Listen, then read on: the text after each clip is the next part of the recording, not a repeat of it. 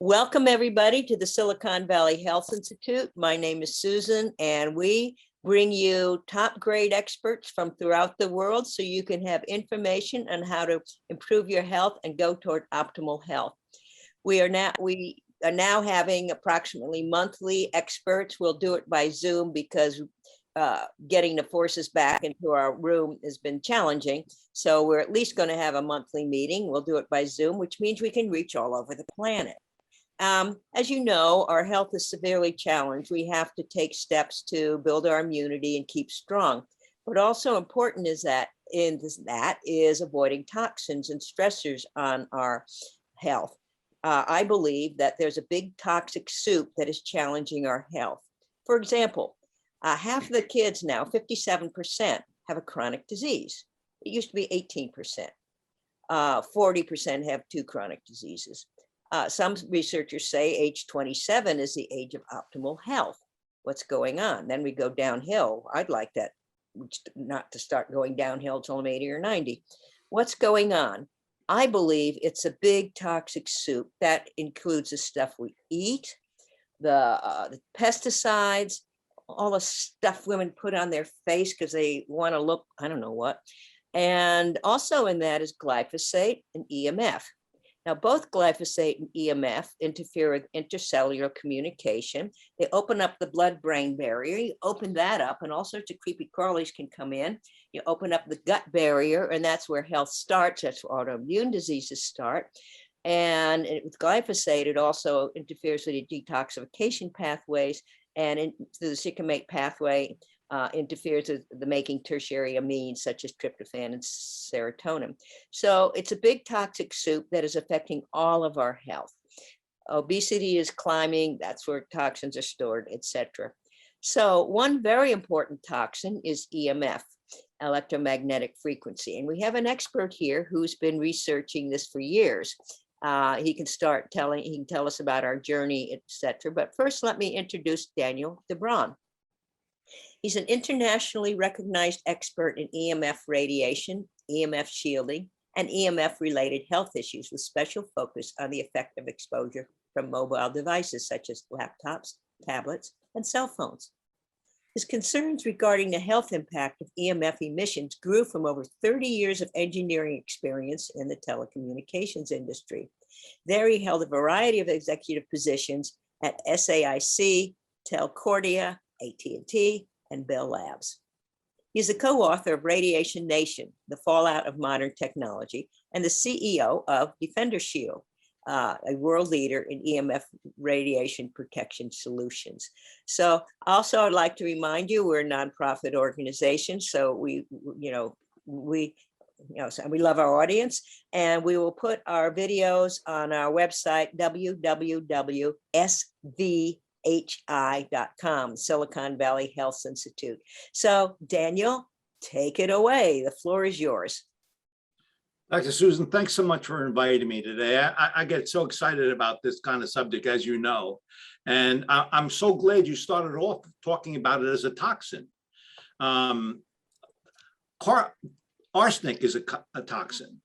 The gas fumes of your car gasoline, they're toxins. They're called a 2B carcinogenic, a possible carcinogenic. Well, guess what? RF, Wi-Fi, Bluetooth, cellular connections, what we refer to as radio frequency signals, are also 2B carcinogenics. And so they're a toxin in our environment, and you really do need to be aware of those toxins, because the closer you are to those exposures, the more likely it is it influences your gut, your brain, and other important parts of the body. So thanks so much for inviting me. Okay, well, why don't you talk or tell us how you got started on this? Well, really interesting. When I wrote the Bell system standards for digital terminal systems, and I evaluated the technology that was introduced in the telephone networks. So I had over like 30 years of experience in the high-end technologies that were being used in telecom space, including wireless services. And And about 15 years ago, my sons were visiting, were adult men, and they had on their laps their laptops. And my wife says after several hours that can't be good. I want grandchildren. That can't be good, all that on your lap like that. And I scoffed at it because like I'm fully aware of the RF that was coming off it, the ELF that was coming off it. And I said the power levels were too low. And, but I sort of thought about it a little bit and said, well, let me go take a quick look. And what I found even back then, something like after 3 to 4 hours, somewhere around 25% of the male sperm was immobile. And I said, well, I should have known this. I've been in the business for all these years, and I did not know that a device so close to my body could actually have that kind of influence.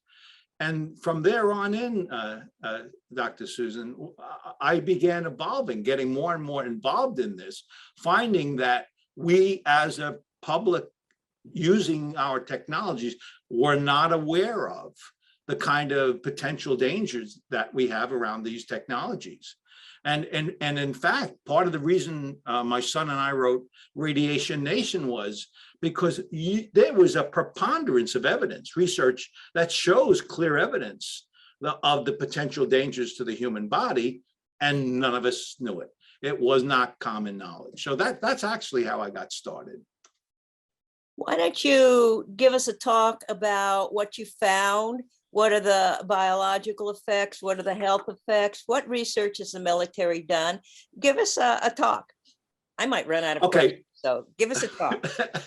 Well, as you know, back in the 70s, there was military understanding of actually ionized radiation, which is the X-ray world, as well as non-ionizing radiation, which is the RF world that we talk about.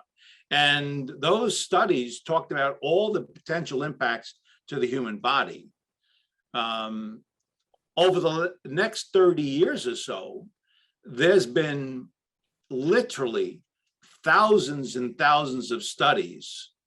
And I'll start off by talking about the National Toxicology Program, which was a federal government sponsored epidemiology study that was 10 years and $25 million roughly.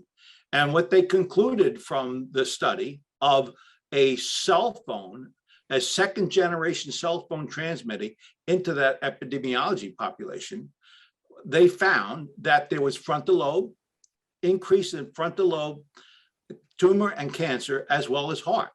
What's interesting about that is it was statistically significant. Before those studies, we really haven't seen enough of a population to draw conclusions, but the NTA was sufficient. And then came along Ramazzani Institute, replicated that. They're out of Italy, and they had the same kind of epidemiology study, and they had similar conclusion, statistically significant elevated tumor and cancers in the frontal lobe in the heart. So from that point, if we look back to all these studies that have been going on for the last 30 years, there's clear linkages to quite a variety of different impacts. I'll name a few. There's the neurological impacts, which is what you were talking about before.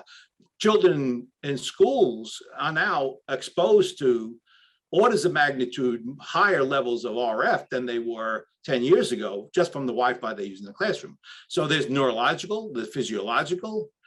There's even tingling of your hands, eyes hurt, ringing in your ears. People talk about headaches, insomnia, aches and pains of the body, dizziness, memory problems, anxiety, sleep problems. The list goes on and on and on of what our research has been showing us. Can I interject here for the people Sure. who like research studies? Hardell in Sweden has done studies on corded phones and cell phones and found they were highly statistical, almost causation because it was dose related, that cell phones and cordless phones were associated with acoustic neuroma. Well, that's not going to kill you, but the lethal glioblastoma. Then the American Blackstone, right. toxicology study, $20 million started by the FDA, showed a strong association with glioblastomas, which are deadly, and the heart schwannomas. Right. Suleiman Kaplan, who's in Turkey, and Hugh Taylor in Yale independently did studies to find if you put a cell phone on a pregnant abdomen, the rodent offspring have brain changes, especially in the hippocampus. There have been a lot of studies showing that it affects the sperm, fewer sperm, and they don't work as well. Also, so there's been a lot of studies, and what I understand, like 2/3 of the studies by the industry say, no problem. And independent researchers tend to find the opposite. Okay, just for those of you that want the studies. Yeah, and remember Yale, what was it, 2 years ago, the pituitary gland, they said if there's Wi-Fi, if there's fluoride, and there is a mutated cell, you're 3 times more likely to get cancer in the pituitary gland. I mean, so there's a preponderance of studies that show us that this stuff can potentially be concerning to the body. And I'd like to make a point about what you said about the blood-brain barrier. As you know, Dr. Ali Johansson out of Sweden, he talks about suppressed immune, and he talks about the blood-brain barrier being suppressed. And what that does is, as you know, this protection of the brain itself from that blood-brain barrier. In other words, a standard cell phone used to your head actually is diminishing the performance of that blood-brain barrier to the extent where it gets to the frontal lobe more readily. And so we know a lot about these kinds of things. Studies are now, in fact, I'll put it in another way. If you look at the metadata, if you look at all the individual studies and you combine those studies, research has shown that it begins approaching statistical significance. In other words, what you see is what it is. And that's more and more being exposed even to these very days recently. So really important stuff. Well, how did Nate used to do the studies saying this is safe because they just did it on the heat measurements? They take a plastic head, fill it with fluid, and that's the heat's not what causes most of the problems. So tell us how they tested it and what's wrong with it. Okay, great question. It turns out the FCC, they're responsible for finding standards in the US to establish safeness of technologies. And they took a group of adult males, average 6 foot, and they varied the signal of a cell phone to determine how much heat the area of the phone would heat up. And what they concluded is they got to limit it to 2 degrees. And that 2 degree signal goes into the male head by 1 to 2 inches. So that was the standard generated almost 30 years ago. They never thought about the biological, as you're pointing out.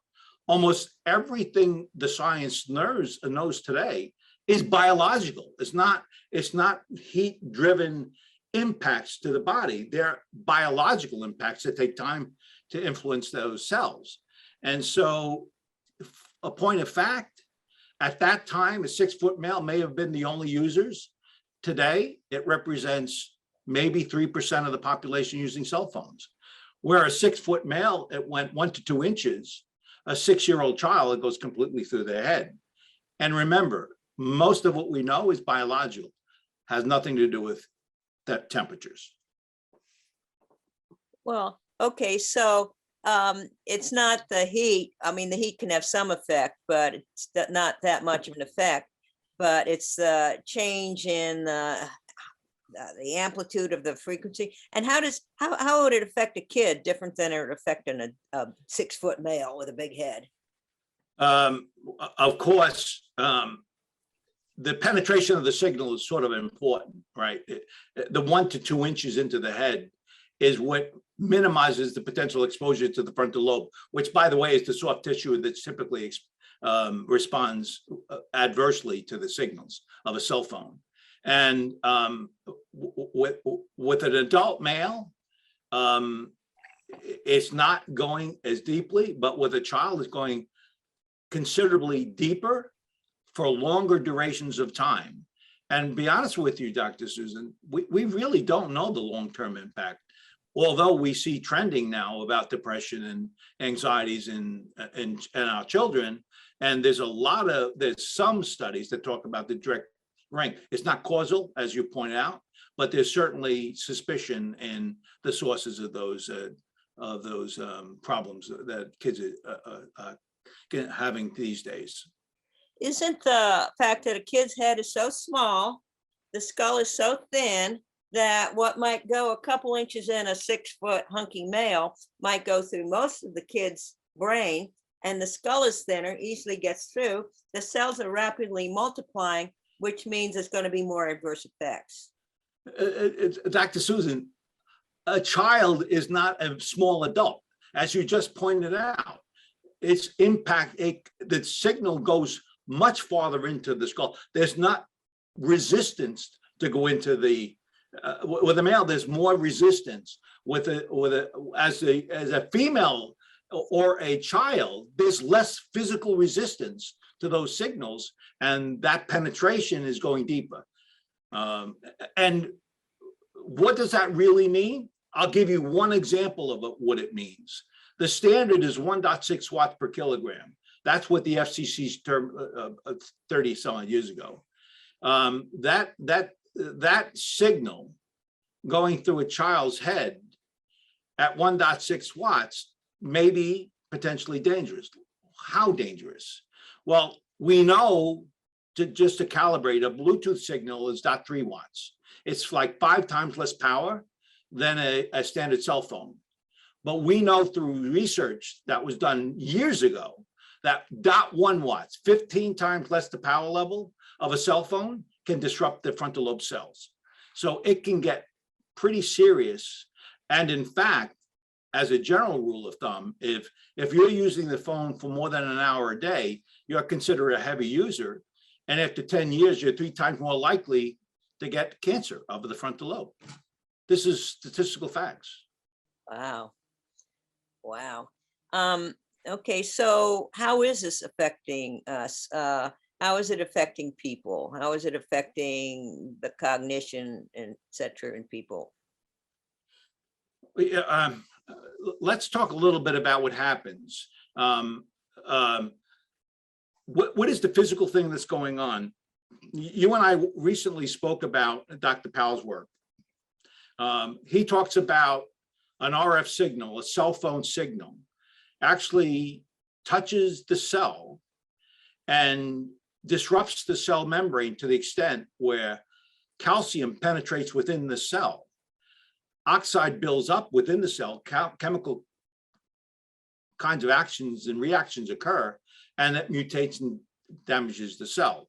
So it can be that extreme where we know the pathways and the mechanical breakdown of the cell in the presence of an RF signal. But I'm not as worried about that as I am worried more about the other conditions. Like, for example, when you try to sleep at night, if you have a cell phone next to your night table and you're trying to sleep, that RF signal is interfering with the frontal lobe, and you're trying to sleep. And the melatonin, which is from the stomach, as well as from the parts of the brain, they're impacting those functions to the extent where it disrupts some sleep. And so we know that that kind of breakdown is being formed not with the cell breakdown from the calcium, but it's breaking down because the cell itself is reacting to it. In fact, some people talk about it as oxidative stress, which is a free radical and antioxidant disruption. It's an imbalance which creates oxygenation challenges. More recently, Dr. Navio out of California, actually, he talks about it as cell danger response. He basically says any toxin that is touching the body, the cells react to that. And when they react to that, it's a natural response to that external stimulus. And when that occurs, all sorts of other stuff starts breaking down because the functions of the body are not doing what they're supposed to do. And the result of that is the tension, the irritability, the burning sensations, all the physical things we feel. So how is this affecting our health? Okay, 15 to 20, depending on which studies you look at, and I've looked at quite a number of them, Dr. Susan, somewhere between 15 and 20% of our population is electric hypersensitive. They're reacting, they have a headache. When you get that headache and it persists, particularly when you're around a router, for example, that's considered electric hypersensitivity. So we have several studies on electric hypersensitivity that shows our bodies are revolting and they are reacting to these environments. And they're the canary in the coal mines telling us that the body doesn't like these exposures. And of that, I'm not sure I've mentioned this to you before, but almost 80% of that are women. And I'm telling you, science does not know why women are more affected. And you can postulate it's hormones, you can postulate it's brain differences. There's a lot of arguments of why, but electric hypersensitivity is growing and women seem to be more impacted than men. What are the symptoms, or are they so vague that the doctors don't know what to do with them? Well, actually, doctors don't know what to do with it, right? When you have a sleeping disorder, the doctor's not going to tell you, get the cell phone out of your bedroom and you'll sleep better. There's not that correlation. But in fact, if you go to a clinic that has an understanding of electromagnetic radiation, that's the very first thing they're going to tell you. When you have a sleep environment, you actually want to remove all those sources because they are disruptive to your sleep, which is then, of course, impacting the circadian rhythm as well. So you're not recovering and then you're waking up tired, and all because you had a cell phone next to your head when you slept at night. So you really got to be aware that there could be those kinds of impacts to the body. We know they are. The memory issues, the concentration issues, those are all typical symptoms of electric hypersensitivity. I would like to build on something that Daniel said. It's when we sleep is when we detoxify. I understand our bodies can withstand some toxins. A little bit of a toxin is a hormetic effect, which a little bit means it's good because it stirs up things in the body. But and typically we can detox those at night, and that's during sleep. So sleep is crucial for detoxification. But I believe, as I was saying before, the big toxic soup, if we get too many toxins, our body can't handle them, and then things go the wrong way. He also pointed out oxidative stress, which is very important, connected with inflammation, etc., as the roots of most diseases. So those are very important. So tell us about 5G. Before I do, I'm going to talk a little bit something that we haven't chatted about yet, and that's blue light. All of our monitors generate artificial light, and there's a blue component to that light. That blue component can be disruptive to the eye. And so when you're sitting at night looking at a tablet and you decide to go to sleep and you put it down and you can't go to sleep, there are physical reasons that's true. There's a cryptochrome protein in the back of the eye that is the on-off switch for light and dark. And it turns out that the light switch doesn't turn on to allow the melatonin to be created in a timely manner for sleep. And that's why you're tired. So the monitors you look at, the there is impact to the body and the eyes themselves, which can be dangerous. And if you don't manage sort of your time of use of these technologies, for example, don't use a laptop or a tablet 2 hours before you go to sleep. Why? Because the cryptochrome switch is not going to turn on. It's literally why the melatonin is not being generated. So let's talk about 5G. Oh, one comment before we Go ahead. on. Sure. The blue light does prevent melatonin from stopping, and melatonin is inversely related to cortisol. So melatonin goes down, cortisol might be going up, which will jack you up more, make it difficult to sleep. There are blue light blockers. You can find them online. Dave Asprey's got some that, you can, and I've seen McCullough wear them, that they block this light and you wear them a few hours before you go to bed, and that could mitigate that. But okay. Traveling on, tell us about what research the military's been doing, especially with 5G. Okay, let's talk about what it is first, because there's so many misunderstandings in what 5G is and what it's not. There's been a series of technology evolutions up to 4G. 1G was an analog signal, 2G is a roughly 1 gigahertz signal that uses different protocol to transmit data back and forth. And that's been roughly the same up to 4G. With 5G, there's more of the same that will coexist with 4G in the less than 1 gigahertz spectrum. And then there's the other part of 5G, which is much, much, much faster speeds, up to 23, actually up to 300 gigahertz. So 1 gigahertz is 1 billion cycles per second. 300 is 300 billion cycles per second. Really much, much, much, much faster. So what you have is signals being introduced in 5G that's never been in our environment before.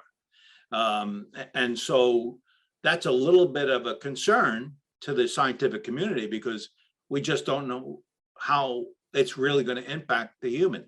Although 90 gigahertz is, I think it's around 90 gigahertz, that in war, literally, there is a signal that's used at 90 gigahertz with the power levels that are much, much higher, that are used to disperse groups. And what they do literally is your skin has the sweat glands have a coil that literally resonates at 90 gigahertz, and your body heats up. So that's one form of disbursement they use in military and domestic, for that matter, which is negative. We know that at 23 gigahertz, bugs in your gut like it, maybe even more than the RF that's current today. So there's a disruption of your gut system that we know from science, not statistically significant research, but we do have some studies that show that the bacteria and the virus of the stomach is actually, they propagate more rapidly as a result of those exposures, which is disrupting the gut. And as you point out, it's part of your immune system is being potentially disrupted.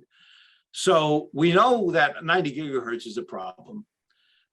We also know that that these kinds of RF signals currently being used can influence the brain, as we talked about before. And I'm not sure we've talked about this before, but in military, the Havana Syndrome. The Havana Syndrome is a RF signal that is being targeted after very specific spaces within a building. And that RF signal is interfering with the neurological, the physiological of the brain. And so that's been in war for a long time. And these are at heightened levels of RF power levels.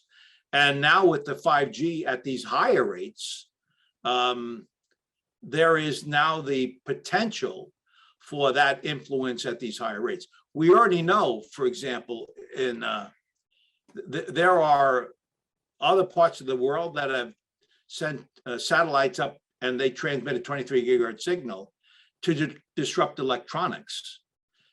So they're already beginning to introduce into warfare the technologies that we're talking about using for communications in 5G networks. I'd like to comment that the frequencies you talked about at 90, you can look under active denial on the internet. Right. You can see how they shine this thing on people and it burns the sweat glands so people run. Also, what has the military done research, like what frequency can cause which disease, or can it put thoughts or concepts in people's minds? Dr. Barry Trower is a physicist that worked for the UK over 30 years ago. And his job was to determine what power level and what frequency are we going to use to create what problem with our enemy. So there is, in general, the use of guns in war using the technologies we're speaking about today, and there to impact the enemy in war. So most people don't know anything about the details because it's sort of covered in material that they defend to protect. The other thing you talked about was influence of the brain. We already talked about the fact that there can be psychological changes, right? There are physiological changes that may occur, and that's also used. And there's some theater that's been used fairly recently where those kinds of transmissions were used to influence the enemy. I'm not sure if it was successful or not, but it is also used at the brain level, and it's really leveraging the stuff we spoke about with the Havana Syndrome. It's literally the same thing, but extended a little bit further. Tell us more about the Havana Syndrome.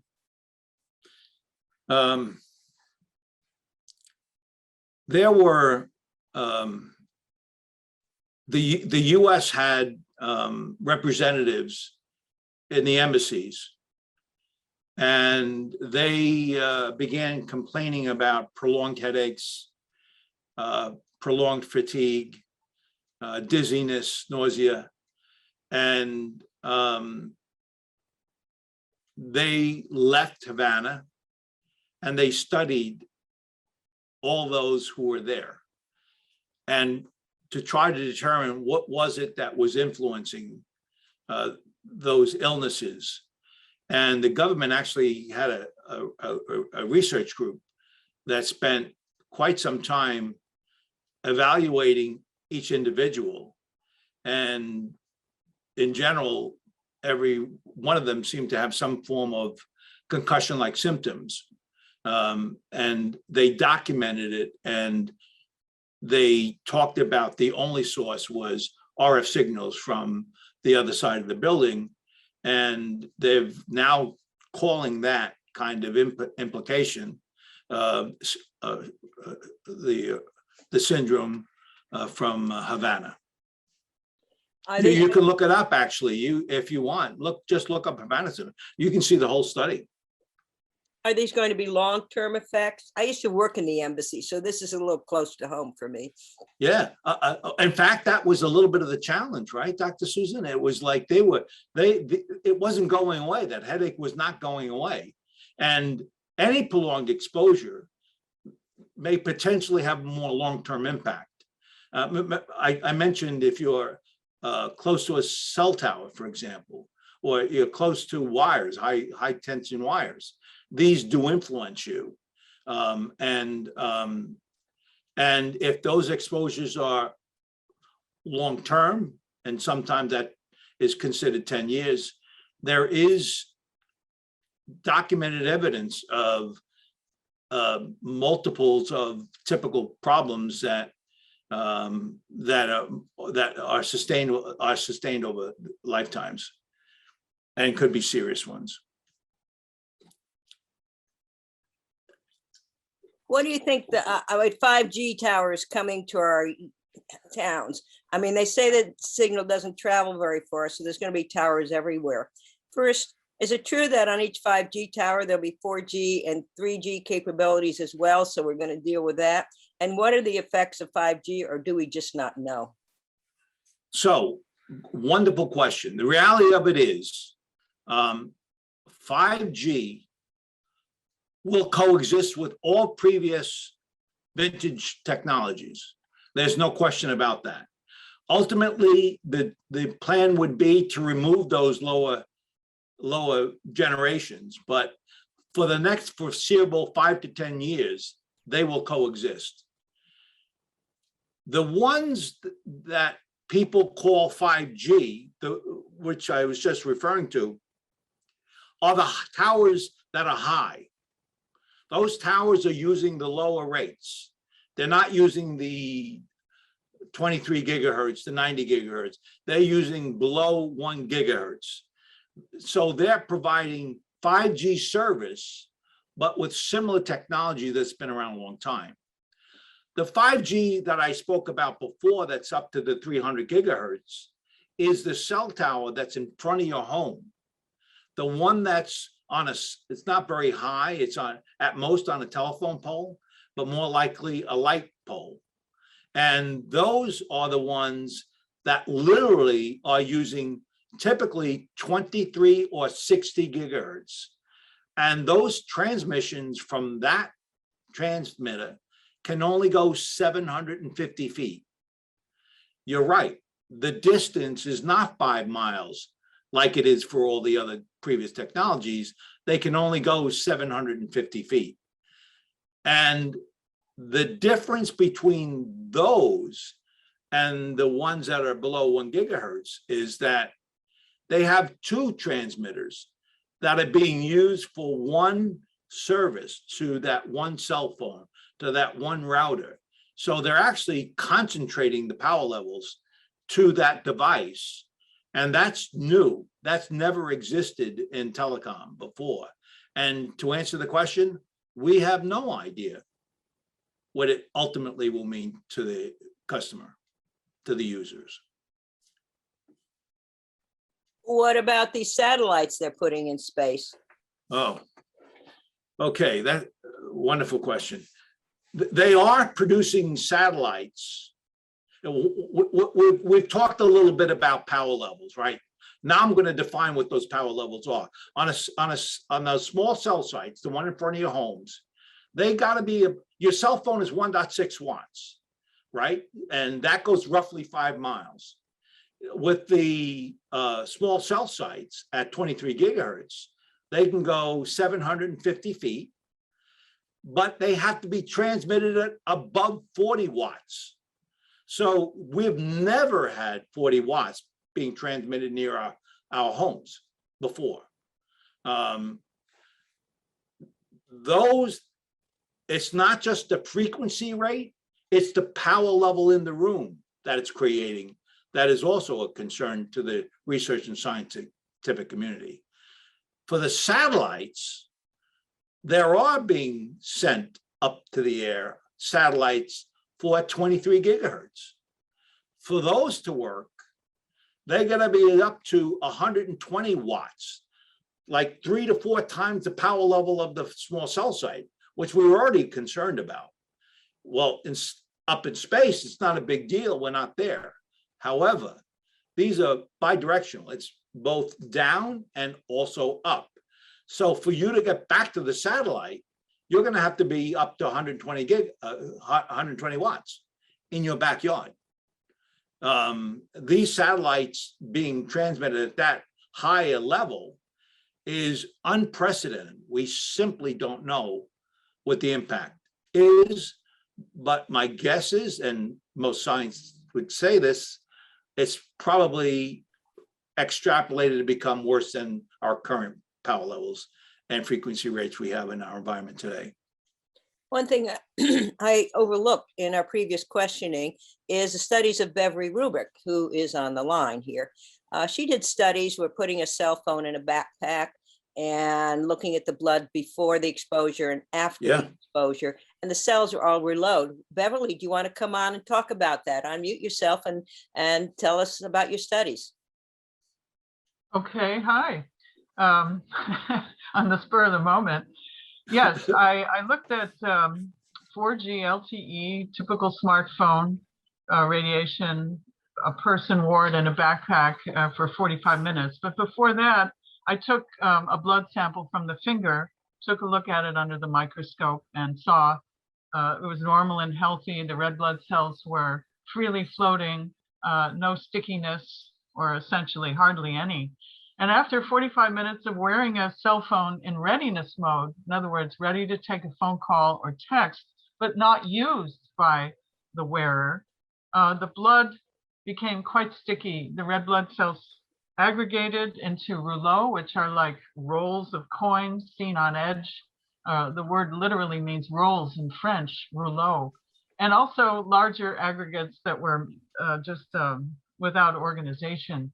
And that kind of blood cannot flow very well through the tiniest microcapillaries that require the cells to go single file, in fact, even scrunch down, because the diameter of those vessels is actually smaller than the diameter of a red blood cell. But that's not all. Then I had the persons use the cell phone for an additional 45 minutes by holding it in the hands and going online, watching videos, and making 2 5-minute phone calls to me, to the head. And I was on a landline in the same room. And they didn't have to hold it near their ear, but I told them within an inch from the ear, because the guidelines for the phone and the instructions are keep the cell phone at least 1 inch from your body. That's in the manual of the cell phones, if you could find it buried somewhere on your smartphone. And so then after that 45-minute period, I took another look at the blood under the microscope and found rouleau had largely disintegrated, but now there were echinocytes. That is red blood cells that had balled up and had spiky surfaces, kind of like, look like the coronavirus, you know, a round ball with spikes all over it. And once again, that kind of cell is known in hematology not to travel well, not to deliver oxygen throughout the body. So it's actually a pathology if it remains. It's a sign of liver disease. So that's what I saw in this study, that peripheral circulation would be compromised. The early stages of clotting, the sticky blood were reinforced. And that really concerned me a great deal.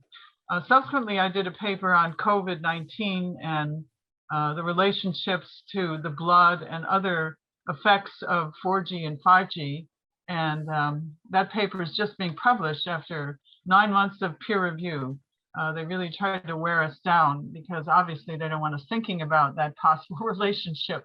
So that's a good question for the speaker. Does he see any relationship between 4G, 5G, and the current pandemic? I'm always cautious about bringing any sort of linkage to that. In fact, I don't believe it. The source of it was from bacteria of the gut. And we know that RF will influence the gut, and it propagates the virus and bacteria, accelerates propagation of those, but it doesn't create virus. There is no formation of a virus within the gut. And that was sort of the implication with the early stories going around. Beverly, you said something that probably people should know about oxygenation. One of the things we see with the electric hypersensitive is particularly the lack of oxygen cerebrally as well as through the body. You said something quickly about it, but I think that's probably one of the things that we're probably more concerned about than most other things is oxygenation. Well, you know, all of the organs in the body, the brain, but everything else has a microcapillary circulation system that really are the bottom line to deliver oxygen and take away waste. And if microcirculation is compromised, then oxygen is not delivered, and you have a condition of hypoxia and maybe hypoxemia, even lack of oxygen in the blood. And then hypoxia in the organs and tissues, including the brain, which would diminish their function. So we're talking about a global problem in the body when it's prolonged. And of course, cell phone use is something people have come to use more and more and more and relied on it, especially now during the lockdowns and isolation due to the pandemic. People are exposed to more and more wireless to communicate with one another. And so the whole problem has been exacerbated, and I don't see it getting better anytime soon. Thank you. Yeah, that I agree with that. It's oxygenation we're most concerned about, and we do know it's influenced by the red blood cells are influenced in a negative way. There's something else, and I'll put my paper link in the chat, and that is Martin Paul found that, and others found that radio frequencies activate the voltage-gated calcium channels on cells, and just about every cell has this. And so that means that more calcium gets into the cell than you would like. And what that is a second messenger that affects many, many different biochemical pathways, and including virus replication. Viral replication absolutely needs high calcium inside cells. And in fact, most viruses have a strategy to increase that calcium so that they can go on to replicate and express themselves and then go on to infect other cells. So it's critical then to pandemics of viruses, whether it's this coronavirus or others, because they all require this increased calcium inside cells. So that's another mechanism by which 4G, 5G would exacerbate infections. Yeah, it's suppressing immune in certain ways that hadn't existed in the past, and I agree with that.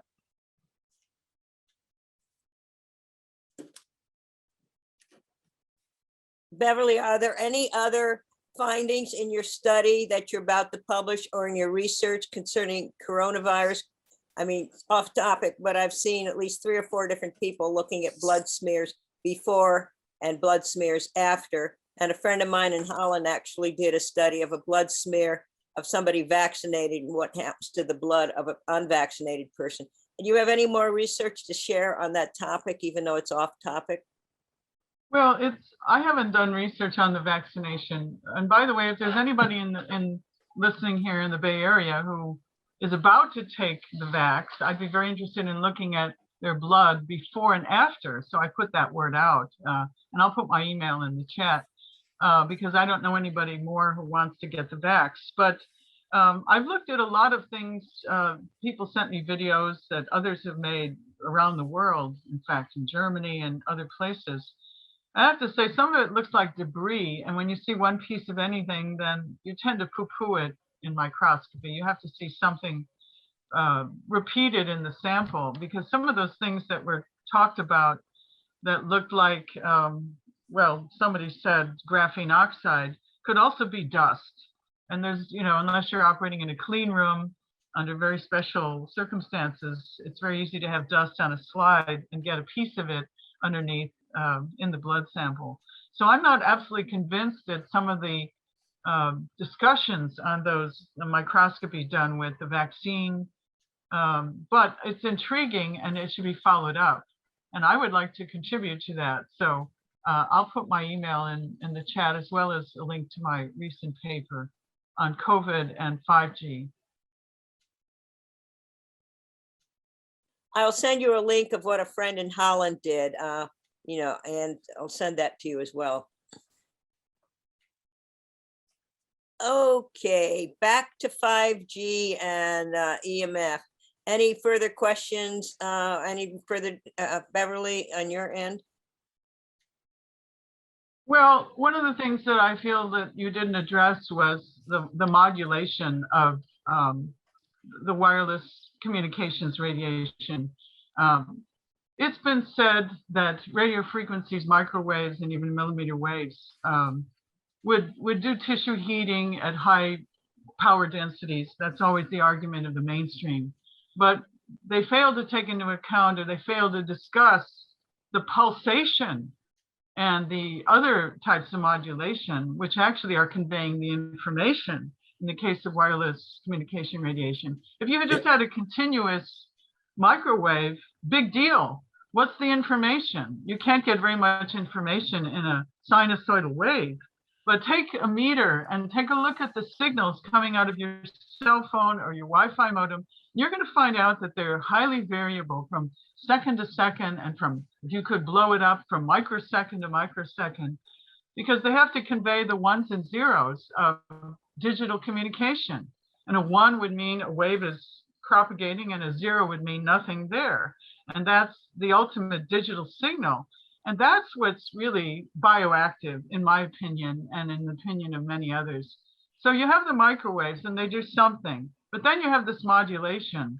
And I don't see any discussion of that going on much in the literature. I took it into account in my recent paper, but I don't see people talking about that as they should. That's the real hazard as I see it. Otherwise, it's just like radar. Radar is some kind of continuous, like, sweep from an airport. But that's not as hazardous as wireless communication radiation, with all of its modulations that are much more bioactive than the carrier wave of the microwave radiation. Yeah, So what do you have Beverly, to say about that? I absolutely agree. A radio frequency, a microwave operates at 2.3 gigahertz. A Wi-Fi operates at 2.4 gigahertz. The only difference is the power level being used. And you are correct. It's an analog signal. In other words, it's continuous. It's never on off in any way. It's a continuous signal. It heats the water between the cells oscillate as a result of it. And that's how meat is cooked in a microwave. In contrast, this 5G is an encoded digital signal. 1G was a continuous, similar to microwave oven signal. But since that time, you have up to 5G, an encoding of a signal that is the carrier within that frequency. So the data jumps onto the carrier and it travels to the opposite side. But as you pointed out, it's on and off. It's ones and zeros. So it's that ones and zeros that I talk about in context of a jackhammer. The reason why the analog signal didn't bother it so much is because physics suggests that a constant load can be more maintained against a surface easier than a on-off. In other words, a jackhammer of 500 pounds per square inch can break concrete, but a continuous wave at 10,000 pounds constant load won't break that concrete. And that is the biological influencer that's different than previous. And now your speeds are getting higher and higher, as does the power levels for that on and off signal. And that's what actually Powell is talking about, is the disruption to the cell membrane as a result of that. But yeah, you're right. The jackhammer is a beautiful analogy. Yeah. Because nobody can adapt to a jackhammer, and it goes on and off, and it's quite irritating. And no living organism can adapt to these kinds of signals. If they were continuous, I think it would be one thing, but they're not. They're discontinuous. Yeah. That's the nature of digital. And we're analog beings in an increasingly digital world. Right. And that's a huge problem, because we cannot adapt to this. And yet, unfortunately, we've become addicted in many cases to these devices, especially as we now are more and more isolated or restricted in meetings, etc., with the pandemic. So we have got to be extremely careful and go back to wires whenever possible. Demand fiber optics to the house, to the residence, to the office. That's one thing we can before they fully implement the 5G. We can demand fiber optics, because that is a wired 5G, and that will be safe. That's bringing light over a cable, and that's perfectly safe. And we should return to wires whenever possible and get over this fad of wireless in our environment. It's like smoking in the 1940s. It's maybe fashionable, but it's deadly.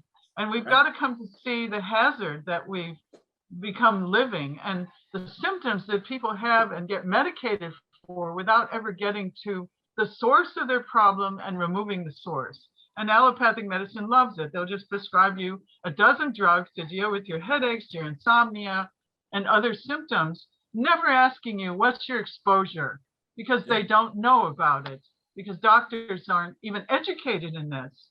And in fact, a lot of continuing medical education has restricted them from learning about it, because I give such talks and I know the pitfalls of getting medical education credits for courses on this topic. That's a big problem. Oh, I absolutely agree.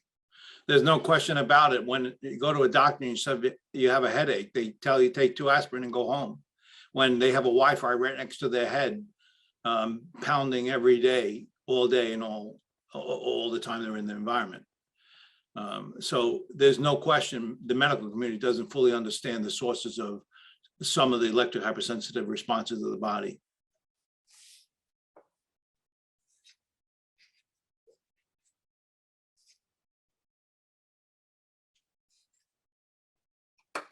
We certainly want to delve further into this, so we can take questions from the audience. You can raise your hand, but in the meantime, let me ask some of the questions. One of the listeners asked, what is a safe distance for a mobile phone and laptop? And I suspect the answer is distance is your friend, but can you elaborate? There's no doubt about it. Actually, duration and distance are predominantly the things you worry about. And with the knowledge of those things, you're fairly safe. So when you have a cell phone to your head, obviously that's where there's the most power being generated and potentially the most influence to the cells within the body. When you take it 1 to 2 feet away, 1 to 2 feet away, 80% of that danger is gone to that cell. By 4 foot, 98%. So the distance that you have from a transmitting device is very, very important for safety purposes. And just to be clear on duration, if you use a cell phone 5 minutes a day, you don't have to worry about any impact to the cell. But if you're using it for prolonged period of times, for extended period of times, that's when it becomes more dangerous to the human body. What if you had it, you're holding it like 2 feet away from you and you're speaking into it on speakerphone? Yeah, 1 to 2 feet away, 80% is gone. In fact, that's what you recommend, right? You don't want people to really use it against the head. You want that distance. What if you have it on airplane mode? There's still transmission coming out of the cell phone. The transmission from the cell tower to the cell phone, that's been suppressed. But there are applications behind it that are still actively transmitting periodically. So it is a good thing, but if you're concerned about transmissions, you really should just move it away as far as you can. I typically leave it at 10 foot or more away from me. Especially at night. What if you turn it off? Oh, that's what I do. I mean, there's no reason why in the middle of the night you have to be worried about your cell phone ringing most of the time. So put it in another room or turn it off. That's the best way to do it. Can they track you? Because I read that like 5G, that it's great for tracking, like if a light beam can get into a room that they can track you. So tell us about the tracking, and can that be done with a cell, with 5G, or can it be done with your cell phone off? If the cell phone's off, there's no way of tracking anything. But with these 5G networks, I talked about the transmission networks. I did not talk about the controls of those networks. There's a lot of control infrastructure that's above these transmission networks that actually help identify unique spaces for communications to those devices. So they do have the capacity to isolate location pretty effectively. I'm wondering about Mano's comment that off is not as off as you may think. Would you like to comment on that, Mano?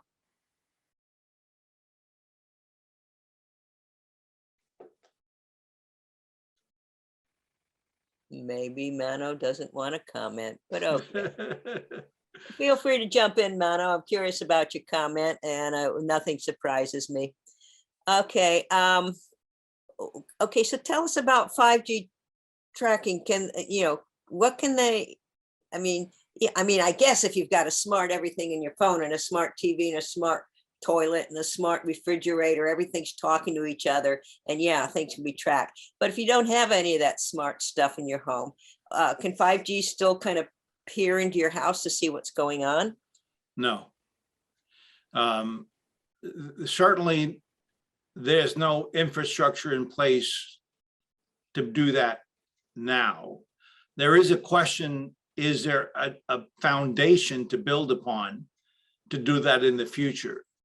And that's a debate. I don't know there's a clear answer one way or the other, but they do have the capacity through GPS and other forms of triangulation to know exactly where you are. I saw a documentary by ITV in London called The Digital Gulag, and it talked about the Uyghurs in China, that they could listen to every single word and see every facial expression. I imagine a lot of that was done by the cameras, but does 5G add into that? How can they hear every word? That the 5G as a transmission vehicle doesn't create any more or less control of the device at the far end by a near-end control. So I would say 5G doesn't introduce more than is already existing.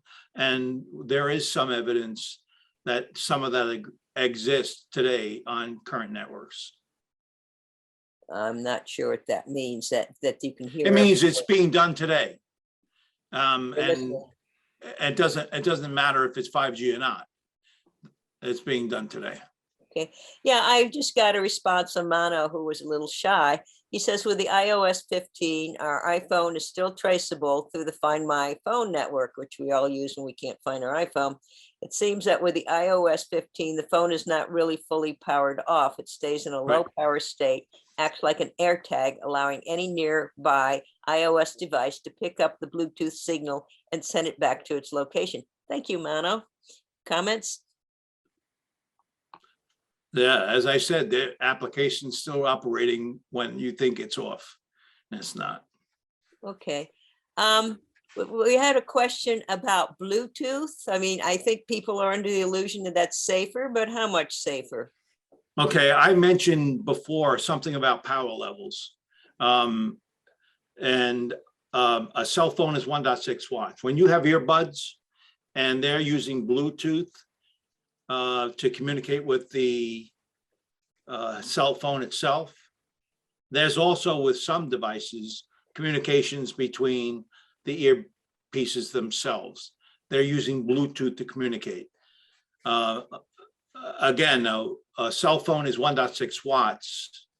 Bluetooth is 0.3 watts, 5 times less power.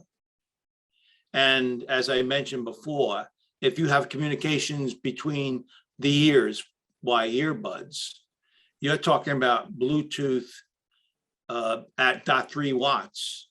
And we know that 0.1 watts, 3 times less power levels, can influence the cell membrane, the cell, frontal lobe cell, through science and research we know about.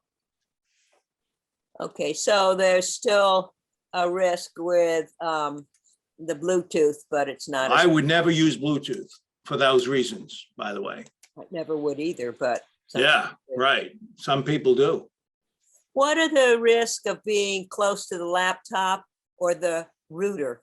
I mean, I assume this is an Ethernet router that this person's asking about rather than a Wi-Fi router. So Uh, tell us about the distance from laptops and the distance from a Wi-Fi versus Ethernet router. a Wi-Fi has both Wi-Fi wireless conductivity as well as Ethernet conductivity. And so if you're using the Ethernet component and not the Wi-Fi part, you turn the transmitters off. That's the best that you can do. If you're going to have the wireless 2.4 or 5.6 gigahertz being transmitted into the environment, you want to at least 10 foot away from you in the room you're in, and hopefully in the other room beyond 10 foot. I tend not like having Wi-Fi, even though I know the distance is safe, to reduce and remove all potential dangers. You want it as far as you can from your house, from your use. In terms of laptop, obviously, laptops should never be really used wirelessly close to your body. You should always be using Ethernet from the router or from within the environment you're in.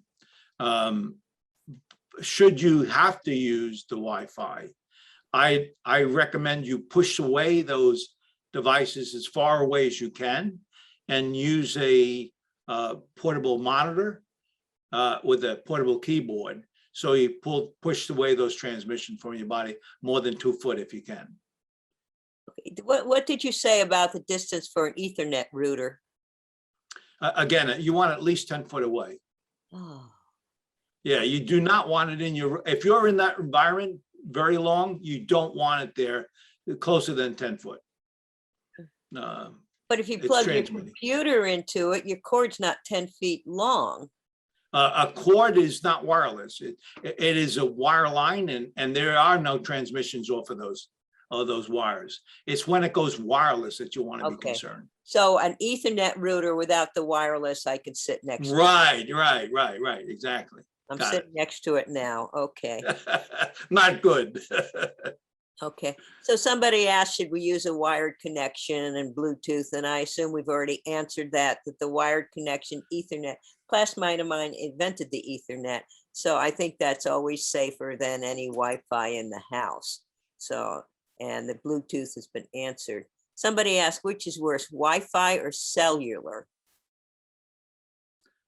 You know, it's not too much of the debate. If you look at the research, there's not enough differentiation between 2.4 gigahertz and 1 gigahertz.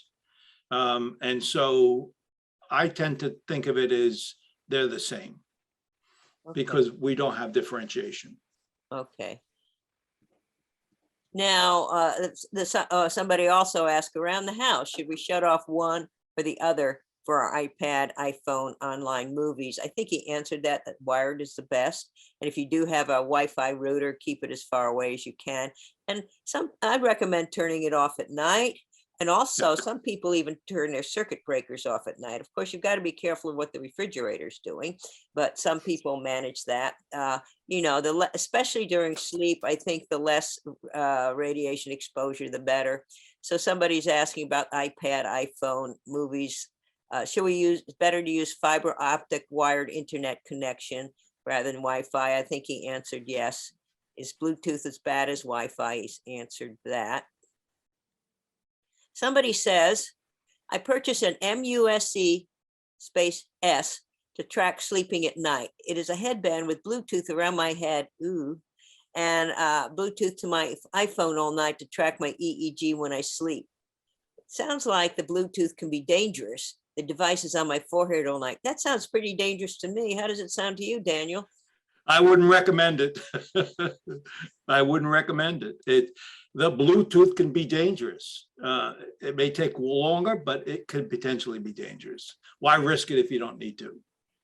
I often point out, just knowing your blood pressure with a device that's potentially dangerous is not necessarily a good trade-off. Now, what about the Oura rings or these Fitbits that people wear on their wrists? What do you have to say about those? Some of these devices actually do bulk transfer of data. That every 24 hours they dump. That's good. They're not transmitting 24 hours, 7 days a week. But if they're transmitting and communicating back and forth, I'd suggest strongly do not use them. So the Fitbit and the Oura Ring might be okay? No, they transmit all the time.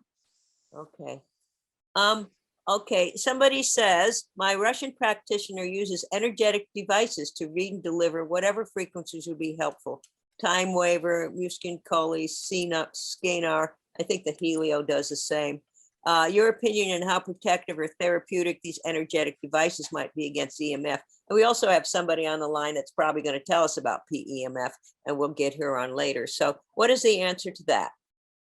Actually, there's a trade-off with therapy versus risk.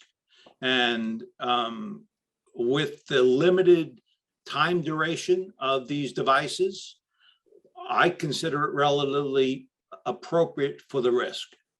So you do it because it's something that's worth doing, and the risk is weighed against the benefit of the health.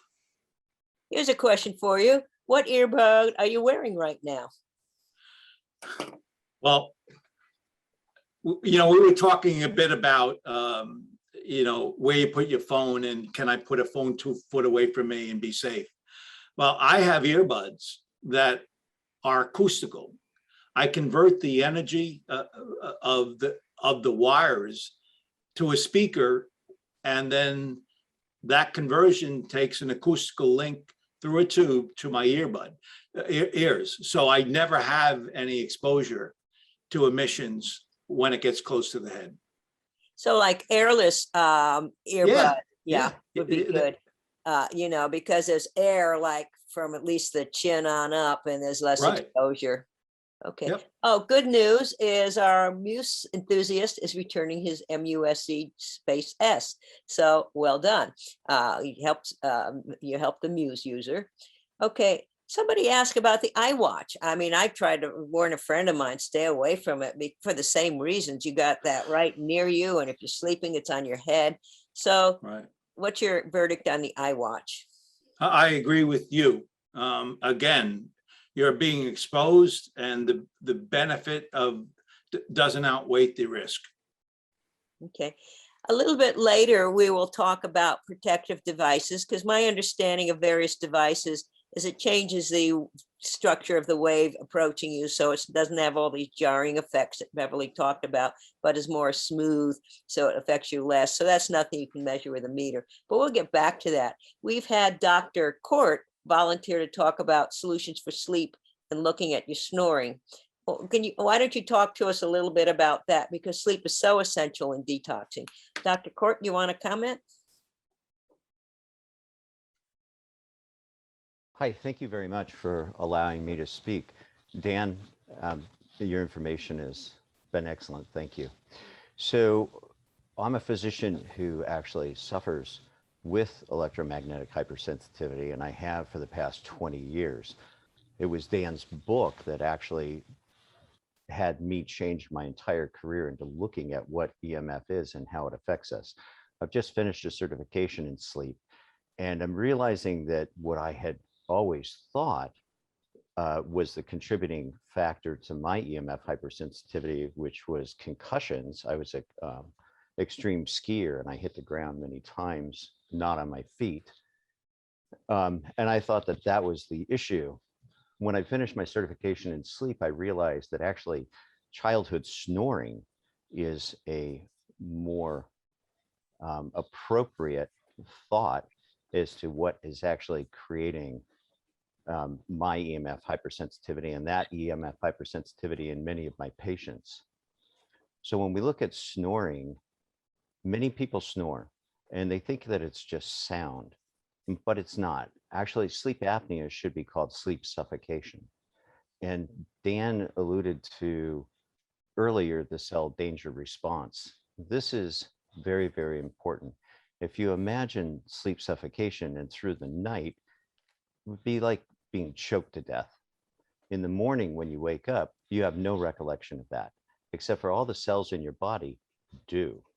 And the cells in your body are thinking, am I safe? The answer is no, I'm not safe. And so they have a response, but that response is not necessarily tied directly into the brain itself. So then you go into your Wi-Fi environment and you spend your entire day surrounded by all the bees in the room, Wi-Fi, RF, LF, all the different frequencies in everybody else's phone. And that also has a response to all the cells in the body. Am I safe? Then you go back home, go back to sleep and suffocate for another night. We have solutions, and this is what we've been working on. And you can find us actually on dremf.com. That's DOCTOREMF.com. We have many free ways that we can help people with. And one of the free ways that I was commenting on was we actually have an app that's a link on our website called Snore Lab. This is a free app where we can measure the sound of your sleep. Your phone is on Bluetooth. It's a little way away from you, a couple of feet. I'm sorry, it's on airplane mode. I said Bluetooth, I apologize. It's on airplane mode, thank you. And it records your night's sleep. Then what we do on our team is we have you take a screenshot of that report and send it to one of our team members, and we evaluate that. And we can determine if we need to go further into possibly a 7-day sleep study, where we actually send you a device that measures you for 7 days, and then we can come up with solutions. What we found in our research is that sleep apnea machines, or CPAP, is not necessarily the answer. And in some of our measurements, we've actually found that the CPAP has more Gauss electricity coming out of it than standing under high tension power lines. And the CPAP machine is right next to your head. And so we have solutions with a group of dentists. I'm on the faculty of a group called the Chiropractic Dental Sleep Collaborative, and I teach on that. And we have solutions with mouth guards that we can actually open the airway and keep people out of CPAP machines. This is so important that, you know, we've dedicated our life to finding solutions for people regarding EMF hypersensitivity, and especially in our children, which Dan alluded to. Our children are the most vulnerable. We have to look at our children. And I know this because I was a sleepwalker, sleep talker.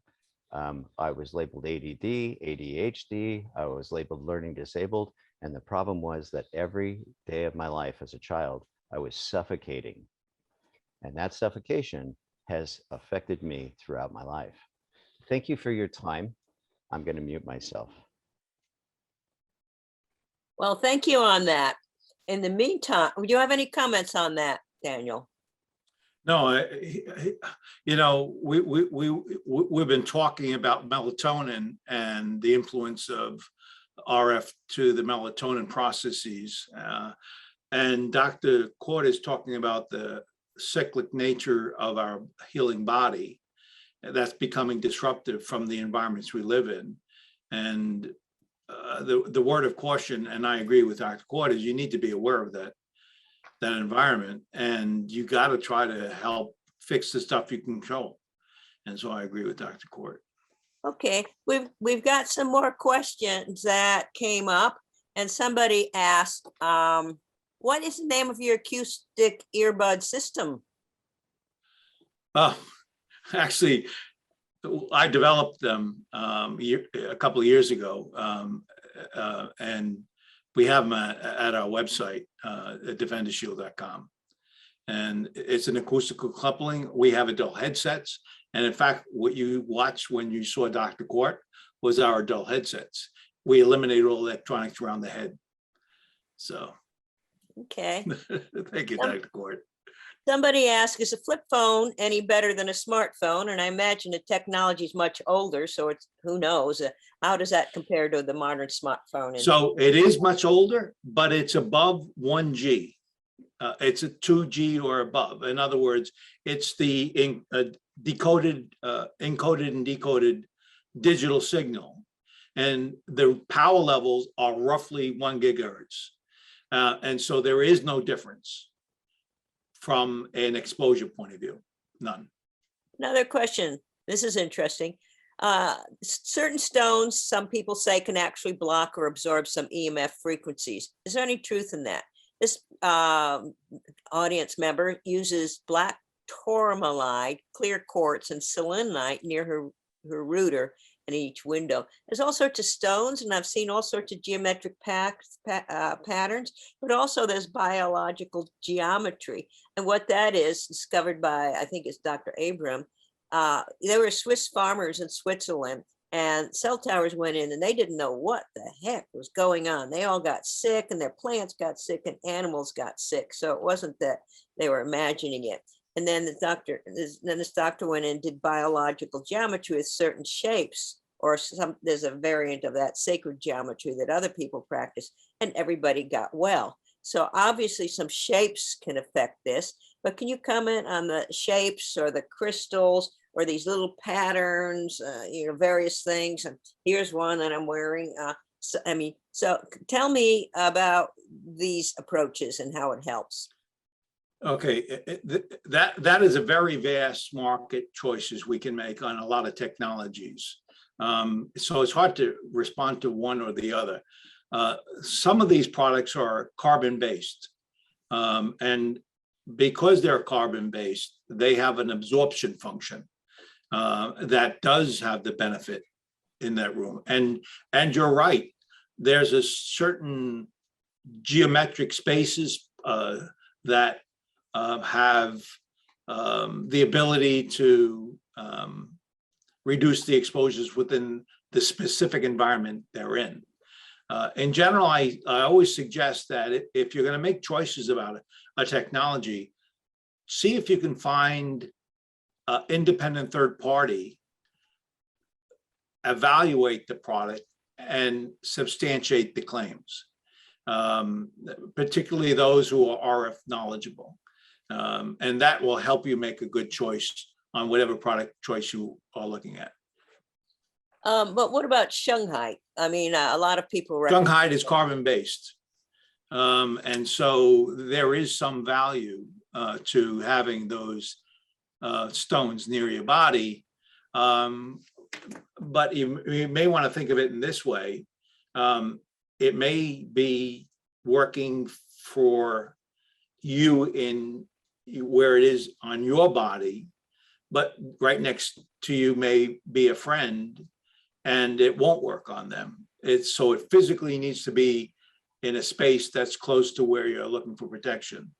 And so you got to be concerned about what's the broadness of the claim. How would you test these? Because my understanding is they just make the wave so it's not as offensive to your body with fewer jolts or spikes or sledgehammer whacks. So, I mean, you're not going to pick that up with a meter. You might pick it up with blood studies analysis, or maybe Right. other measurements of the body. So how do you study this? Actually, you're talking about modifying the signal itself. So you mentioned something before about certain technologies can clean up the signal and potential dangers related to those signals. And that's absolutely right. I mean, if we would spend twice the amount of money on the technology we bought, there could be pretty clean signals being transmitted in our environment that are relatively safe. That's not the case.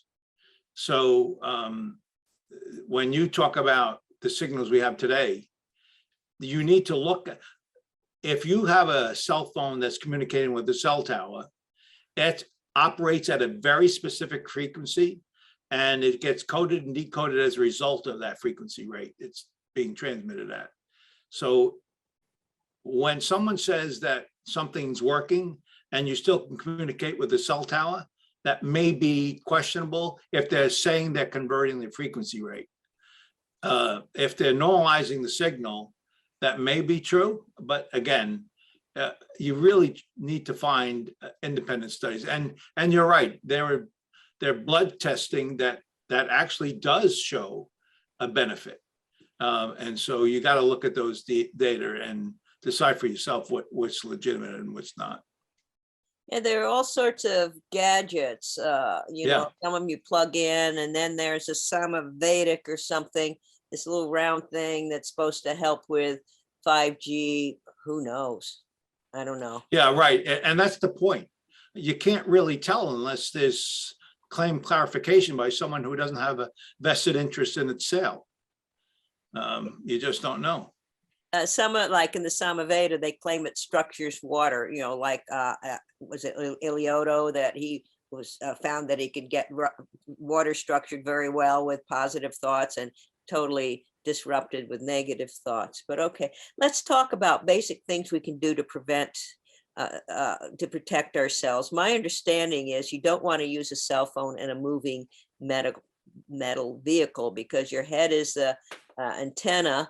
And another aspect is the signal is going from strong to weak, which we indicated. It's the impulses, it changes that could be detrimental. So when you go from one cell tower to another, a weak signal, strong signal, a weak signal, or you know, that's the most risk. So a moving vehicle, like be it an elevator, a car, or a train, are definitely places not to use your cell phone. But is there any way to protect from that? Anything you can put in your car to protect? So I'll expand a little bit about what you just said.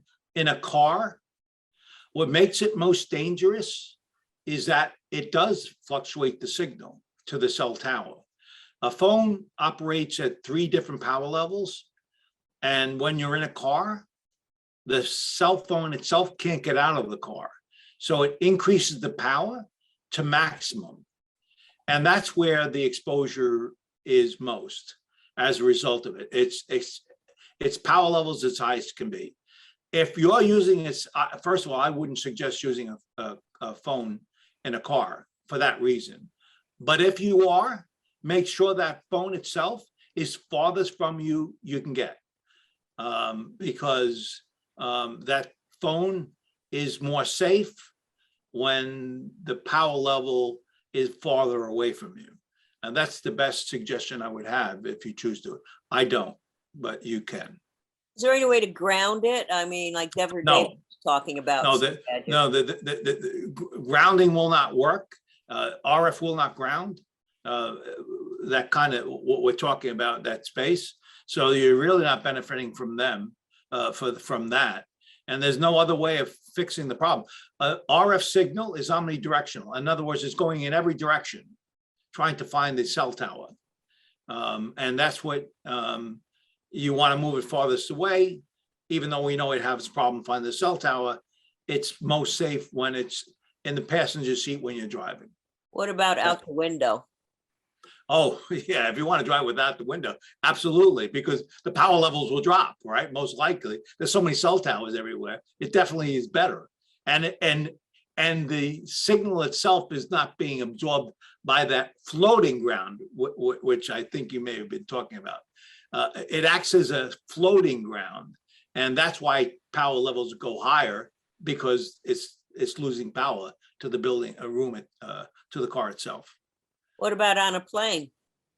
The Wi-Fi in the plane?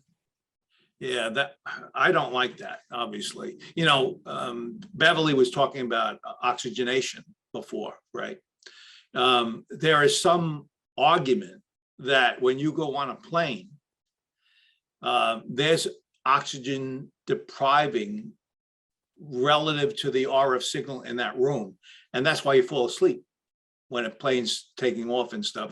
There's oxygenation that's impacting you as an individual, because that is a closed environment of the worst kind. They have several transmitters within that environment, and they're constantly transmitting. What about the GPS you're using on your phone to find where the hey you're going? That's separate, actually.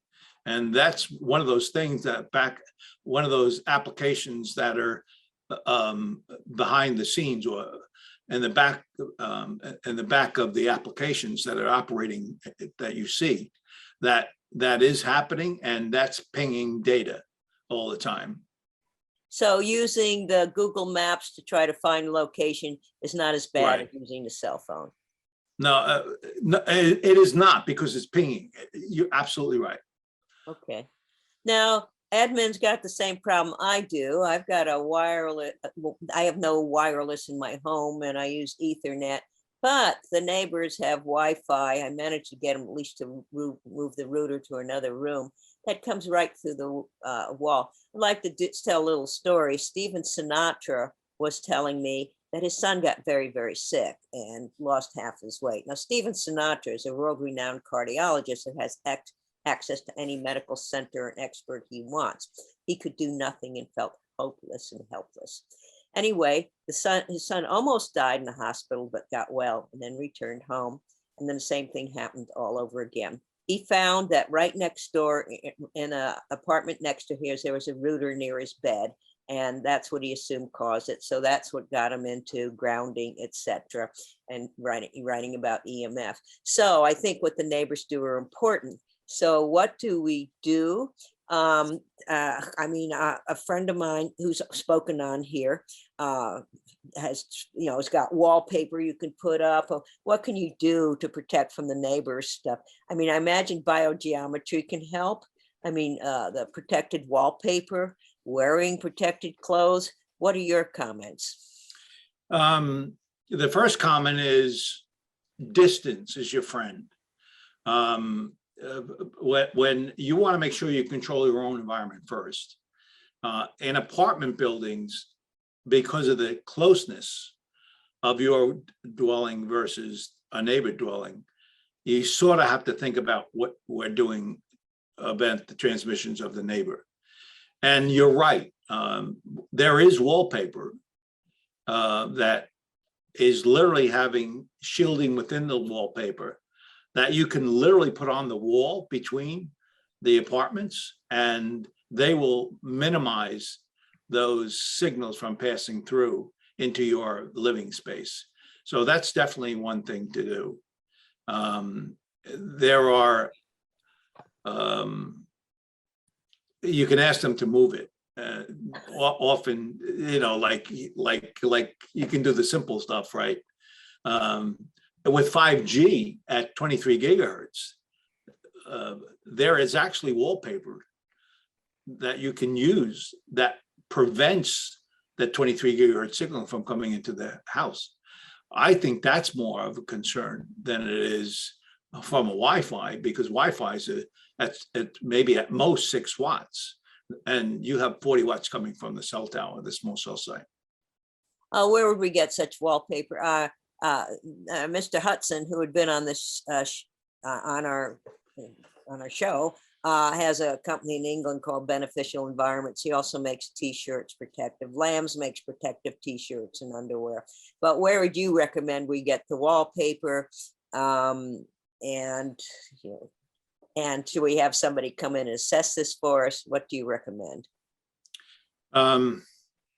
You're right. There is clothing available in the marketplace that does have a silver content, which becomes a conductive path for RF signals that do help. If you are talking about wallpaper between environments, there's a variety of different manufacturers for that. And when it comes to 5G, above 20 gigahertz into the range of 23 to 300 gigahertz, there are very, very, very few places to go. In fact, and I hate to say this, I'm probably the only one in the world that can shield it. I created a product that actually shields up to 90 gigahertz. Now, this product, is it available for the consumer? Do we have to do the whole wall, or can we just do spots? I imagine we do spots and it comes around. You're right, but a very important point you just were alluding to, Dr. Susan, is that if you do a full wall and you have a transmitter on the other side of that wall, it ultimately will go around, but you do not want to put the whole room with this wallpaper, because now you have a Faraday cage, and that's even worse. Right, you have a constant transmission that's not leaving the environment. So I always recommend just a full wall where you suspect the transmission coming from. I'd like to make another comment. Dr. McCullough has made a sleeping bag type thing that is a Faraday cage. And when he travels, he brings it with him. And he showed measurements that when you measure inside the bag, another Wi-Fi is getting in, and he carries it around. It's a little round thing about 1.5 feet, Yeah. and probably 1 inch or 2 thick. I've tried to find it on his website, but I couldn't find it. But he makes And there are that they're tents too. They're literally tents people offer where they go around the bedroom, the bed itself, and they're pretty effective. It's silver mesh that they're using to provide that protection, and it works with the frequency rates that you find in those environments. So what percentage of the incoming toxicity would the clothing block out? Most of the stuff is okay. They're not the highest quality shielding designs. You measure it in performance. There are ways of measuring performance. So there is some percent that gets through most of the stuff on the market, but most of it's not getting through. So their efficacy rate is maybe 80%. So most of it is gone, but there's still a little bit in there. Okay. One person asked, why is a Faraday cage worse? And I think what you meant is if you got yourself totally in a Faraday cage and you turn on your Wi-Fi, it's bouncing around inside, and we're just Right. beginning with it, and it sounds like a happy time. So I assume. Right, exactly. Okay. Exactly. Okay, now what about various pendants and devices? This is from Elizabeth Fleur, who also came on and talked right before the corona hit. And I think it got her right after the virus. But anyway, and I know you've got devices, and I've got one of your cell phone protectors that I imagine blocks out quite a bit. So it's better than nothing. So tell us about the various devices, the pendants, and we'll leave out biogeometry for this time, which is hugely important. But tell us about the other products people have. The other products, I would describe it similarly, that there are claims being made, and it's really, really hard to tell if it's true or not without having a full understanding of the physics related to it. And I've found some of these devices, they don't understand physics. So you got to be careful and look at the resources that substantiates the claims. I'll say that again and again, because I don't know what they have, nor do you.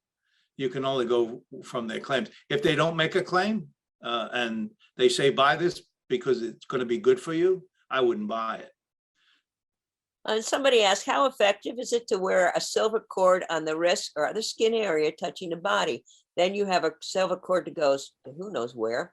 What if your feet is on aluminum foil? The tinfoil hats.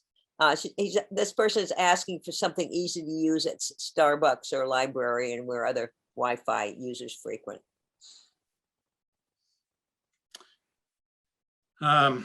Actually, aluminum is not bad as a protection device.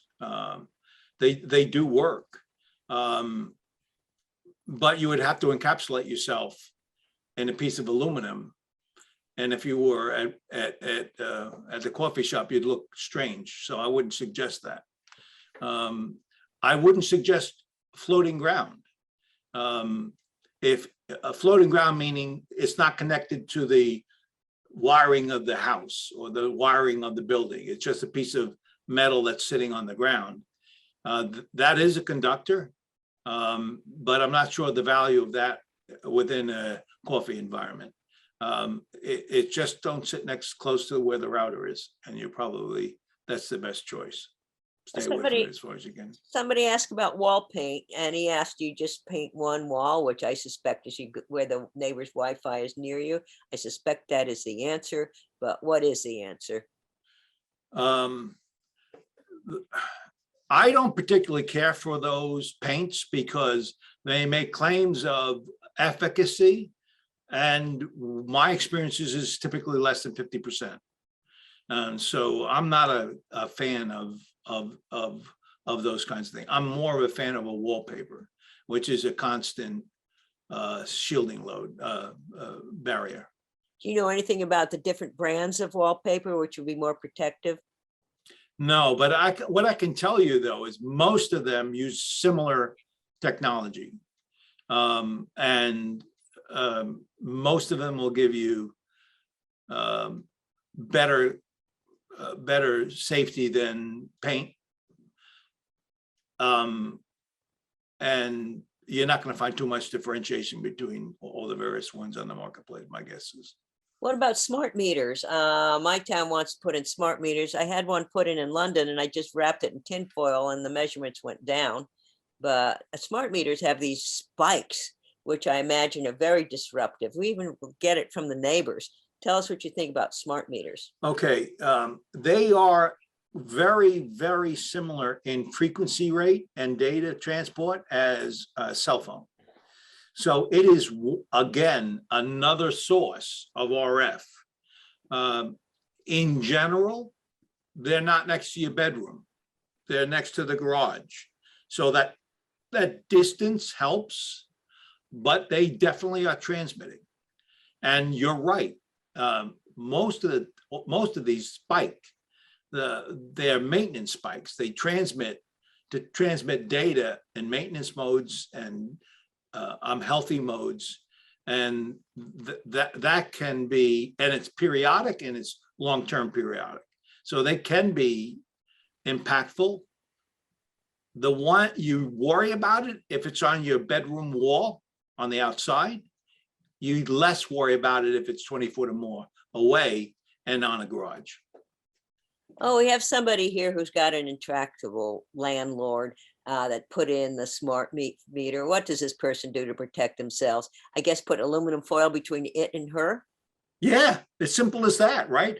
As you alluded to before, as big as you can, because you don't want the signal to go around. Simple as that. Yeah, that's very effective. Aluminum is actually pretty good to mitigate that signal.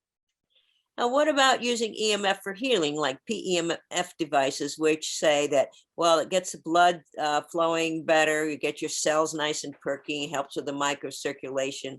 I mean, if you help the microcirculation in one part of the body, will that help in the whole body? And are these are there healing things that can be done with EMF?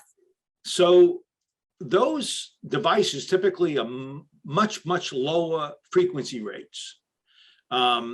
And the body, believe it or not, tends to handle those lower rates in those health systems better than the higher rates do, like RF and ELF at 60 hertz.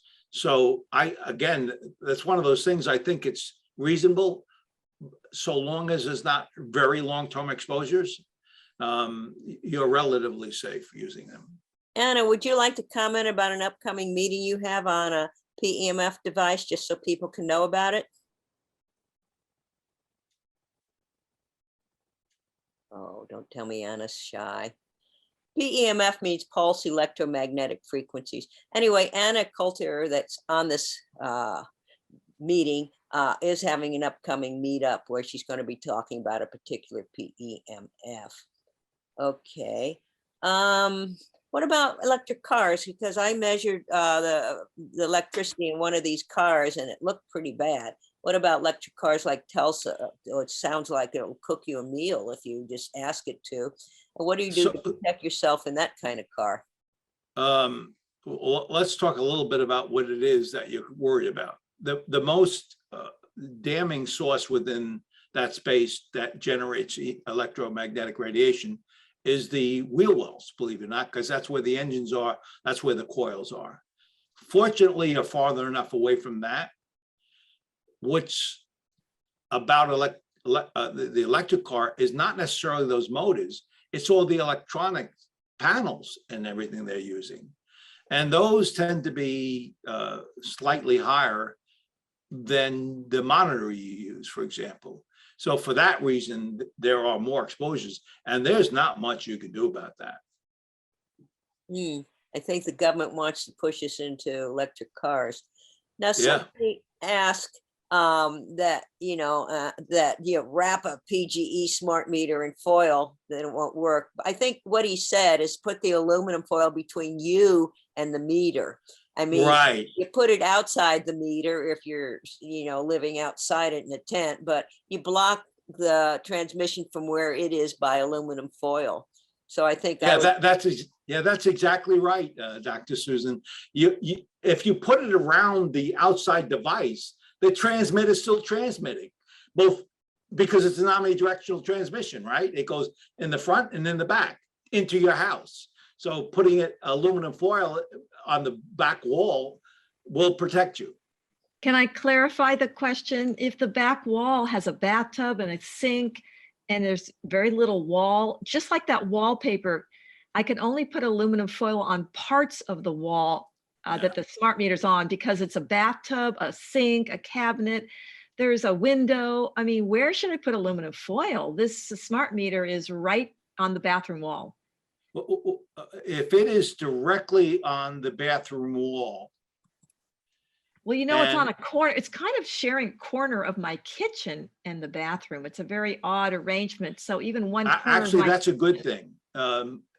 What Dr. Susan was suggesting is that if you are the closest you can get to the meter and the widest you can put a piece of aluminum on, that's the protection you need. You don't have to worry about the rest of the room.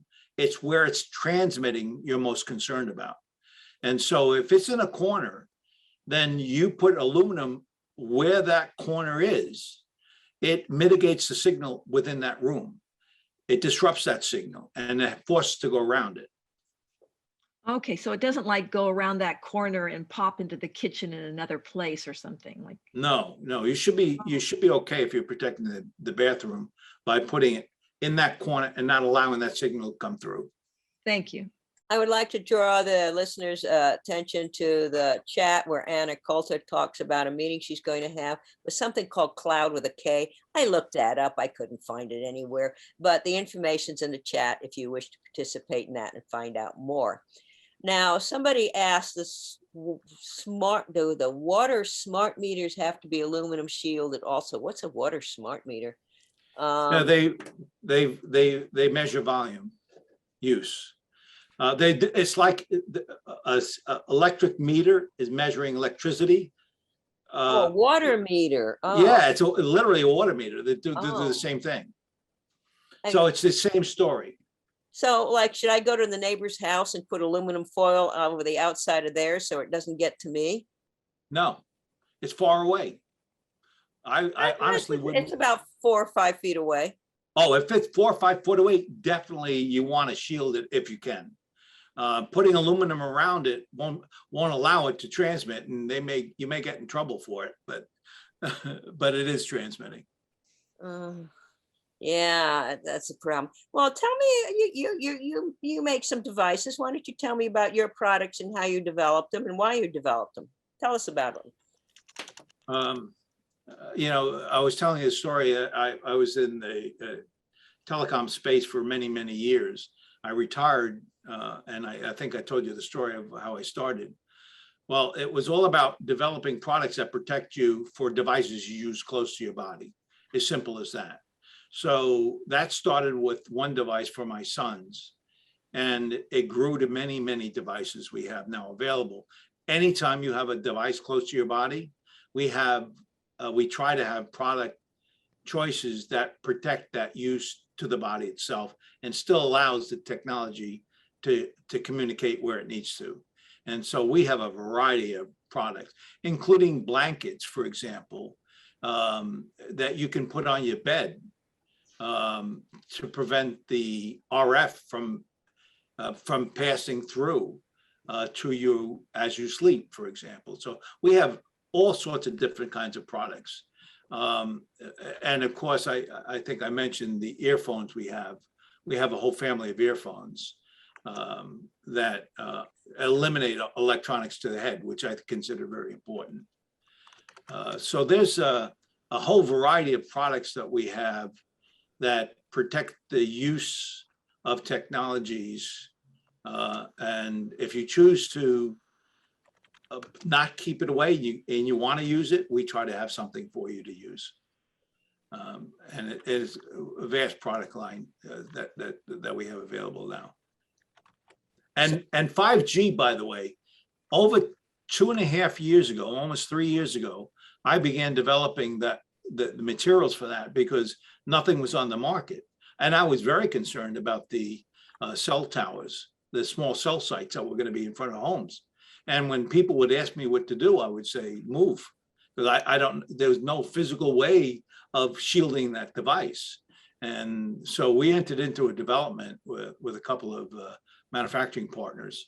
And we were able to come up with a shielding device that actually the military is interested in because of military war at these frequency rates. So I'm pretty proud of that because our role in life is to protect the user from devices around them. I want to know more about that, but audience, I also understand measuring 5G is very difficult. The machines to do so are extremely expensive.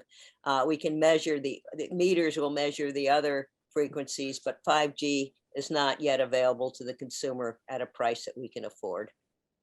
Absolutely. It turns out that I had to develop tooling, test tooling, to be able to test at these higher rates. The laboratories couldn't test this stuff. So we had to develop a plan on how we actually can prove that it actually does what it says it does. It's not available. Are you going to sell your meters to which you will measure 5G? No, they're going to be very, very, very expensive, and it will be probably too expensive for most. Okay. Anybody have any other questions?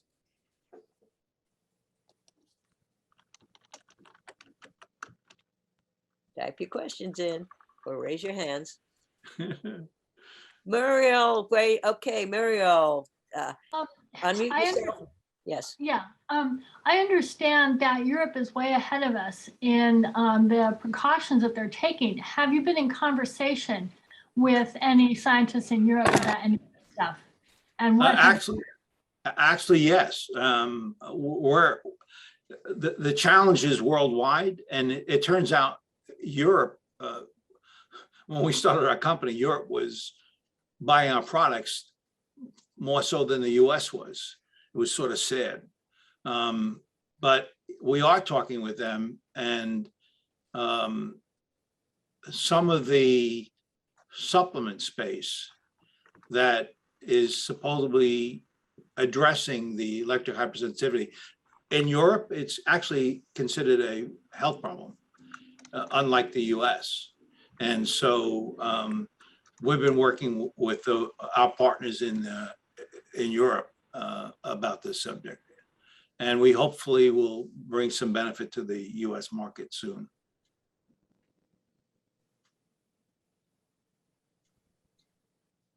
Any other questions? The DefenderShield, I understand, is Daniel's company. And sounds like he's got a website. And what other protective devices do you have? I mean, you've got a shielding thing for cell phones. You've got wallpaper you're developing that I want to get for the 5G. What else? Well, I mentioned the blanket. Associated with the blanket is, I was always concerned about, and we didn't have a chance to talk about it. When you're exposed to RF, high levels of RF, and you're pregnant, there's potential for in vitro influence. And so we actually have covers that protect the womb, a series of products that do that. We have cute stuff now where, like, if you have a pouch that you want to have protection and not have a cell phone influence your body, we have shielding within these clutches and pouches and things like that we have. What's also true is with the technology we've developed and the more concern about intrusion into the technology we use, we have cyber products now, where we actually shield the entire device using the technology we developed for the 5G for the 5G signals. And that's a whole new product line we've just introduced. So we have a variety of stuff, Dr. Susan, a lot of stuff. So by cyber, you mean that, so somebody can't jump into your computer? Yeah, Data? not only that, but yeah, it's not only that, but we were working with a electro-hypersensitive guy who was in the military actually, and he was in a helicopter group, and he went down, and they use in warfare, they kill the electronics in those down circumstances, so they call it EMP. And so our devices actually protect from EMP. So it's not only people can't get into the access, but they can't damage your electronics as well. So we're pretty excited about that. Here's a question. On your website, the iPhone case is showing a person talking into the cell phone with the case closed.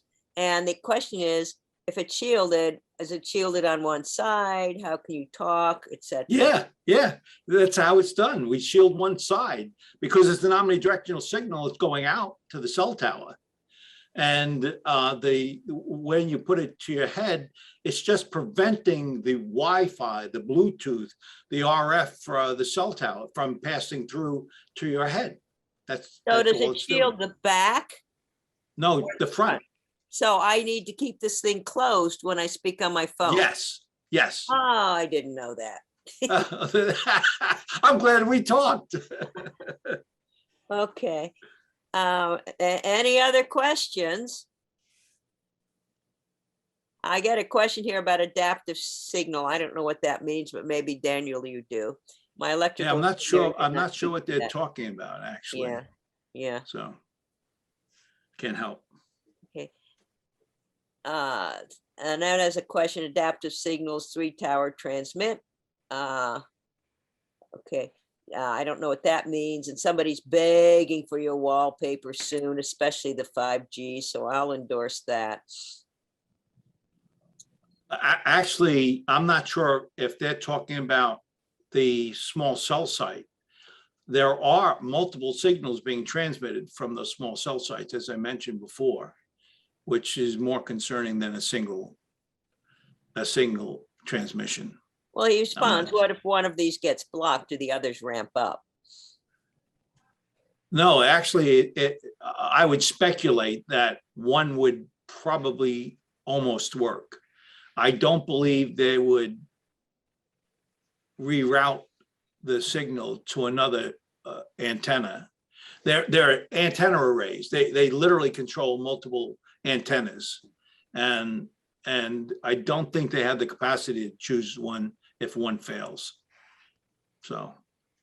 Okay, any final questions or final comments? Yeah, I have a question. Go for it, Richard. I've been watching over the years and listening. I have a question about today's thing. I have got a situation where eventually my wife and I are probably moving to Rossmore, where a lot of people have induction cooktops, and I'm really chary about that. I think this sounds scary to me. Is this going to talk about that kind of EMF today?